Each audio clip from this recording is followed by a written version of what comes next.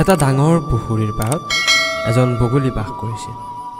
সি মাছ ধৰিছিল আৰু সেইবোৰ খাইছিল। কিন্তু এতিয়া সি বৃদ্ধ হৈছিল আৰু আগৰ দৰে মাছ ধৰিব পৰা তাৰ শক্তি নাছিল। সি কেইবাদিনো খাদ্য নোখোৱাকৈয়ে আছিল। ভোকত দুৰ্বল হৈ পৰা বগলীটোৱে এতিয়া এটা পৰিকল্পনা কৰিব লগা হৈছিল যাতে ই সহজে খাদ্য লাভ কৰিব পাৰে। যদি মই একো নকৰোঁ মই ভোকত মৰিম, বগলীটোৱে ভাবিলে। তাৰে পিছত সি এটা চতুৰ পৰিকল্পনাৰ কথা ভাবিলে। সি নিজকে দোষী দেখুৱাই মন মাৰি পুখুৰীৰ পাৰত বহি আছিল আৰু মূৰটো তলমূৰ কৰি গভীৰ চিন্তাত ডুব গৈ আছিল। সেই একেটা পুখুৰীতে এটা কেঁকোৰাও আছিল। সি দয়ালু আৰু বুদ্ধিমান আছিল। যেতিয়া সি বগলীটোক এই অৱস্থাত দেখিছিল, সি তাৰ ওচৰলৈ আহি সুধিছিল, আপোনাৰ কি হৈছে? আপুনি কিয় ইমান দুখত আছে? বগলীটোৱে এটা দীঘল উশাহ লৈ ক'লে, মই কি ক'ম, এতিয়া এটা ভয়ংকৰ ঘটনা ঘটিবলৈ গৈ আছে। কেঁকোৰাটোৱে চিন্তিত হৈ ক'লে, কি ঘটনা হ'বলৈ গৈ আছে যিয়ে আপোনাক ইমান আমনি কৰিছে? আজি ৰাতিপুৱা যেতিয়া মই ইয়ালৈকে আহি আছিলোঁ, মই এজন জ্যোতিষীক কোৱা শুনিলোঁ যে পৰৱৰ্তী 12 বছৰৰ বাবে এই অঞ্চলত বৰষুণ নহয়। লাহে লাহে এই পুখুৰীটো শুকাই যাব আৰু আমি সকলো মৰি যাম। মইতো বুঢ়া হৈছোঁ, এইটো মোৰ বাবে গুৰুত্বপূৰ্ণ নহয়। কিন্তু তোমালোক এতিয়া সৰু, তোমালোকে পৃথিৱীখন চাব লাগে আৰু জীৱন উপভোগ কৰাৰ সময় তোমালোকৰ। মই তোমালোকক লৈ বহুত চিন্তিত। কেঁকোৰাটোৱে বগলীৰ কথা শুনি ভয় খাইছিল। সি লগে লগে পুখুৰীৰ মাছবোৰৰ ওচৰলৈ গ'ল আৰু সকলোকে বগলীয়ে কোৱা কথাবোৰ ক'লে। সকলো মাছ ভয়তে কঁপি উঠিল। মাছবোৰে চিঞৰি উঠিলে, হাই ৰাম, আমি এতিয়া কি কৰিম? আমি সকলোৱে মৰিম। তেতিয়া কেঁকোৰাটোৱে ক'লে, হয়তো বগলী মহাৰাজৰ ওচৰত ইয়াৰ কিবা সমাধান আছে। মাছবোৰে বগলীৰ ওচৰলৈ গৈ অনুৰোধ কৰিলে, আমাক সহায় কৰক, আমাক বচাওক। বগলীটোৱে ভাবিলে যে তাৰ পৰিকল্পনা সফল হৈছে। সি গম্ভীৰ কণ্ঠত ক'লে, দূৰত এটা ডাঙৰ পুখুৰী আছে যি সদায় পানীৰে ভৰি থাকে। মই তোমালোক সকলোকে এটা এটাকৈ তালৈ লৈ যাব পাৰোঁ। কিন্তু এই কামটো সহজ নহয়। মই বহুত কঠোৰ পৰিশ্ৰম কৰিব লাগিব।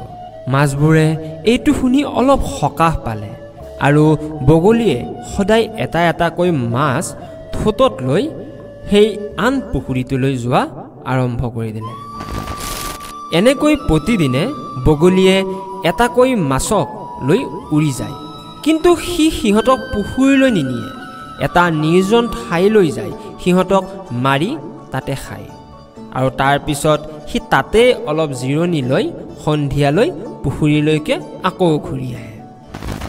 কেইদিনমান পিছত কেঁকোৰাটো বগলীৰ ওচৰলৈ গৈ ক'লে, বগলী মহাৰাজ, তুমি মাছবোৰক আন পুখুৰীলৈ লৈ গৈ আছা, মোৰ পাল কেতিয়া আহিব?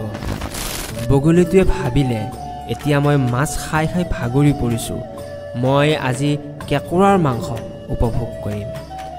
সি হাঁহি হাঁহি ক'লে, আজি মই তোমাক সেই পুখুৰীলৈ লৈ যাম।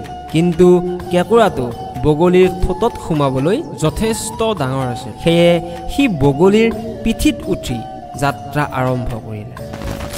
গৈ গৈ অলপ সময়ৰ পিছত কেঁকোৰাটোৱে অশান্তি অনুভৱ কৰিলে, কাৰণ ইমানখিনি আহিলোঁ গৈয়ে পোৱা নাই সেই পুখুৰীটো। তেতিয়া সি সুধিলে, নতুন পুখুৰীটো কিমান দূৰত? বগলীটোৱে জোৰেৰে হাঁহিলে, মূৰ্খ, মই তোমাক পুখুৰীলৈ লৈ নাযাওঁ। মই তোমাক সেই শিলবোৰত পেলাই দিম আৰু তোমাক খাম, যেনেকৈ বাকী মাছবোৰকো মই খাইছোঁ। কেঁকোৰাটোৱে লগে লগে তললৈ চালে আৰু তাত মাছৰ হাড়বোৰ দেখি এতিয়া সি বুজি পালে যে বগলীয়ে সকলোকে প্ৰতাৰণা কৰিছে। কেঁকোৰাটোৱে খঙতে ক'লে, তই মোৰ বন্ধু মাছবোৰক মাৰি পেলাইছ, কিন্তু মই ইমান মূৰ্খ নহয় যে তই মোক হত্যা কৰিব পাৰিবি। তাৰপিছত সি বগলীটোৰ ডিঙিটো তাৰ শক্তিশালী ঠেঙেৰে জোৰে হেঁচি ধৰিলে আৰু বগলীটো নমৰালৈকে হেঁচি আছিল। বগলীটো মৰাৰ পিছত কেঁকৰাটো পুখুৰীলৈ ঘূৰি আহিল আৰু সকলো মাছক বগলীয়ে সিহঁতৰ লগত কৰা চলৰ কথা খোলাখুলিকৈ ক'লে। সকলোবোৰে বাকী মাছবোৰৰ বাবে দুখ প্ৰকাশ কৰিলে আৰু কেঁকৰাটোৰ সাহসিকতাৰ প্ৰশংসা কৰিলে আৰু পুখুৰীটোত এতিয়া সকলোৱে কোনো ভয় নোহোৱাকৈ আকৌ সুখেৰে বাস কৰিবলৈ আৰম্ভ কৰিলে। কাহিনীটো কেনেকুৱা লাগিলে কমেণ্ট কৰি জনাব। ভিডিঅ'টো লাইক কৰিব, আত্মীয় বন্ধু বান্ধৱী সম্পৰ্কীয় মানুহখিনিৰ লগত শ্বেয়াৰ কৰিব।